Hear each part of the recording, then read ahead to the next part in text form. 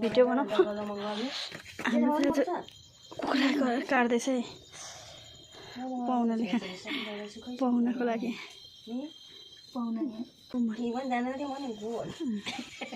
पढ्नु त म साँच्चै टट्टी हो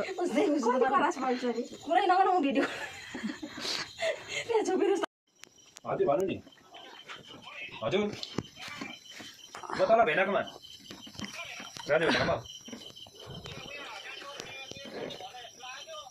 कहिले के भन्नु सुपै भात म चाहिँ कराइमै बजाइदिएको है ल अब चाहिँ स्टार्ट गर्नु खाने यो ए म त आलु चोखा त ल्याउनै बिर्सेछु ओ परा थियो मर्छ